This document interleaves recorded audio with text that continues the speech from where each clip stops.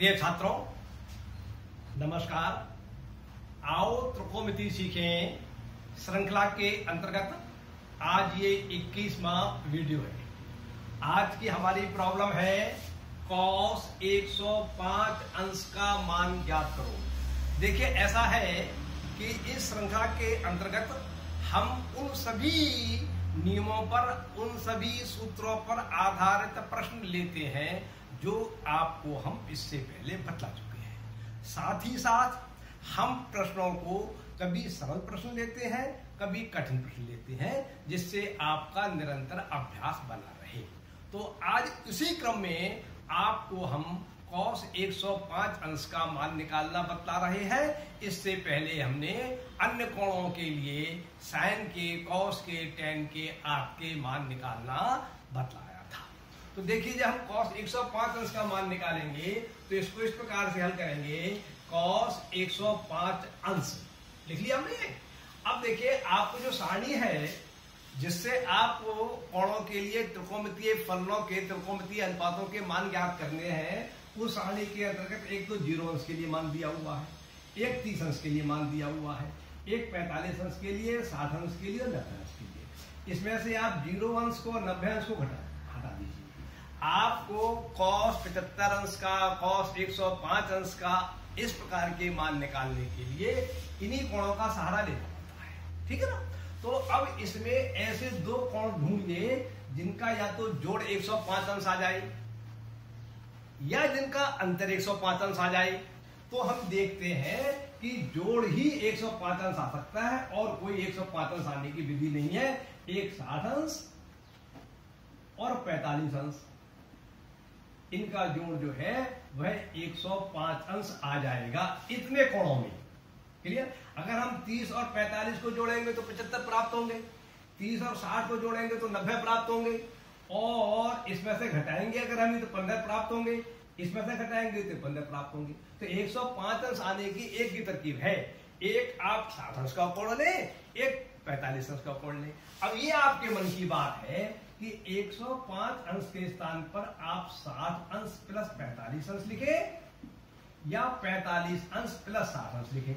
इसमें कोई अंतर नहीं पड़ता है, क्योंकि योग में जो है क्रम विनिमय का नियम लागू होता है। क्लियर? तो मेरे विचार से इतनी बात आपकी समझ में आ गई होगी।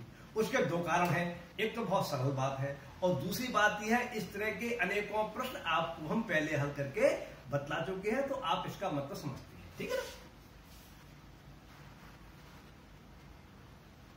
तो अब ये हमारा जो cos 105 अंश लिखा हुआ था, इसके स्थान पर लिख लेंगे हम cos 60 अंश प्लस 45 अंश। ये cos तो cos वैसा ही रहा, और 105 अंश के स्थान पर लिख लिया हमने 60 अंश प्लस 45 अंश। क्लियर? अब हमारे पास एक सर्वसमीका है, ये आपको हम बतला चुके हैं। cos a प्लस b का मान होता है cos a cos b minus sin a sin b के बराबर। मेरी बात आप समझेंगे? तो इसमें 60 अंश का कोण जो है a का काम कर रहा है और 45 अंश का कोण जो है b का काम कर रहा है। तो आप जब इस cos 60 अंश प्लस 45 अंश में ये सर्वसमीका लगाएंगे तो आपको फल प्राप्त होगा cos a cos b, अर्थात cos 60 अंश cos 45 अंश minus sin a sin b, अर्थात sin 60 अंश इंटू sin 45 अंश। अब ये जो आपको cos 60 अंश है, cos 45 अंश है, sin 60 अंश है, sin 45 अंश है, इसके मान आपको याद होना चाहिए। जब तक आपको मान याद नहीं हो रहे हैं तब तक आप सारणी में देख के लिखें। प्रयास ये करें किसी प्रकार से आपको इसके मान याद हो जाएं। कोई ऐसी तरकीब आप स्वयं निकालिए। बात ये, अपने आप भी विचार कीजिए, अपने आप भी तरकीब निकालिए कि कोई, और आप अपने स्वभाव के हिसाब से जब तरकीब निकालेंगे, अपने नेचर के हिसाब से जब कोई आपको तरकीब निकालेंगे तो वो तरकीब आपको याद भी रहेगी। क्लियर? तो cos 60 अंश का मान होता है 1/2, cos 45 अंश का मान होता है 1/√2। ये हमने इसका मान लगा दिया, ये इसका मान लगा दिया, बीच में गुणा आ जाएगी, माइनस सूत्र का आ जाएगा। sin 60 अंश का मान होता है √3/2, गुणा, ये गुणा आ जाएगी, और sin 45 अंश का मान होता है 1/√2। क्लियर? तो इस प्रकार से आपको एक राशि तो ये प्राप्त होती है और एक राशि ये प्राप्त होती है। ये राशि जो है दो राशियों की गुणा है, दो भिन्नों की गुणा है, तो इन भिन्नों में गुणा में क्या करते हैं, अंश की अंश से गुणा करते हैं, हर की हर से गुणा करते हैं। तो इसे सिंप्लीफाई करेंगे तो हमें फल प्राप्त होगा 1/2 अंडर रूट 2 और माइनस का चिन्ह दिया जाएगा। और इसे सिंप्लीफाई करेंगे तो हमें फल प्राप्त होगा अंडर रूट 3/2 अंडर रूट 2। अब ये दो भिन्न है, इन्हें सिंप्लीफाई करना है। भिन्नों को सिंप्लीफाई करना होता है घटाने और जोड़ने में, गुणा में भाग में नहीं। जब जोड़ या घटाने में भिन्नों को सिंप्लीफाई करना होता है तो उनमें हमें हर का एलसीएम लेना पड़ता है। दोनों का हर समान है तो जितना दोनों का हर है वही एलसीएम में आ जाएगा इसका हमारा। तो 2 अंडर रूट 2 एलसीएम में आ जाएगा और इसे सिंप्लीफाई करेंगे तो अंश में प्राप्त हो जाएगा 1 माइनस अंडर रूट 3।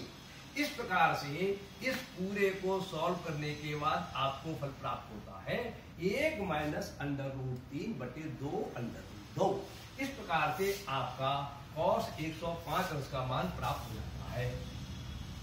cos 105 अंश बराबर 1 minus under root 3/2 under root 2 उत्तर। इस प्रकार से ये आपका प्रश्न सॉल्व हो जाता है। आप नियमों पर ध्यान दीजिए, नियम जितने आपको हम पहले बता चुके हैं उन नियमों को याद करने का प्रयास कीजिए। कोई तरकीब निकालिए याद करने की है और उनको आप निरंतर प्रयोग में लाते रहिए। और जब प्रयोग में लाते रहेंगे तो आपको नियम भी याद हो जाएंगे और प्रयोग में लाने की विधि भी आपको मालूम पड़ जाएगी। आपको टेक्निकल स्वयं याद हो जाएंगे, स्वयं आप टेक्निकल निकाल सकेंगे। है तो आज की बात पूरी होती है। नमस्कार।